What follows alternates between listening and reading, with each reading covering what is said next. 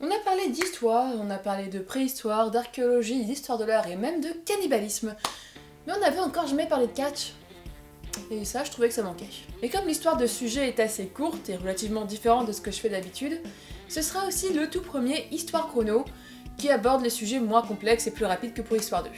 Déjà, le catch, c'est un sport / divertissement où s'affrontent généralement un personnage gentil et un personnage méchant dans un combat théâtralisé dont l'issue est prédéterminée mais normalement pas connue du public. Il en existe plusieurs styles, mais ici on va parler de la discipline de façon générale. Si on remonte très anciennement, on peut le comparer au combat de gladiateurs, et j'ai bien dit comparer, et j'ai pas dit que c'était la même chose, à l'époque romaine. Sans aller jusqu'à parler de l'empereur Commode qui a eu tendance à participer à des combats truqués ou contre des ennemis munis d'armes factices alors que le scène était vrai, ce qui n'est pas très correct et même carrément pute. Dans les arènes, les combats étaient codifiés et surveillés par un arbitre, et leur but premier était le divertissement.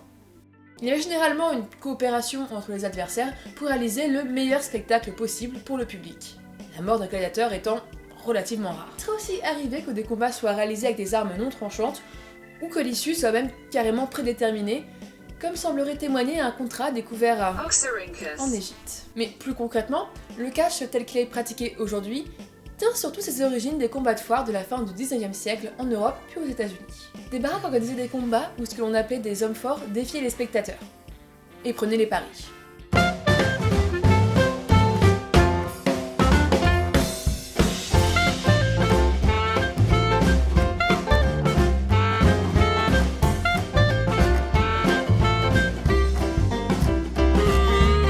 Il est arrivé qu'un réel spectateur gagne un combat, mais en général c'était des complices. La discipline devient très populaire et commence même à se professionnaliser et même parfois à se sédentariser, comme c'est par exemple le cas à Paris, dans des salles de spectacle où est développé et mis en avant le côté spectaculaire, propre au catch moderne.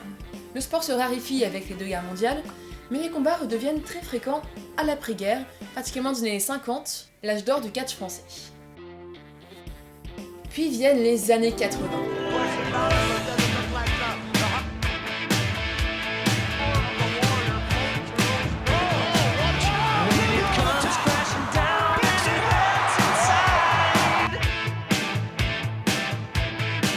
Où il redevient extrêmement populaire, notamment grâce à la WWF, devenue WWE, et ses pléthores de superstars qui ont marqué mon adolescence. Le reste, comme on dit, appartient à l'histoire. Voilà, soyez sympa avec les gens qui ont des passions différentes des vôtres, et surtout j'espère que ce format plus court et sur un sujet qui sort un peu de mes habitudes vous a quand même plu. Sinon j'ai plein d'autres vidéos sur plein d'autres sujets, et je vous dis à bientôt pour une prochaine vidéo.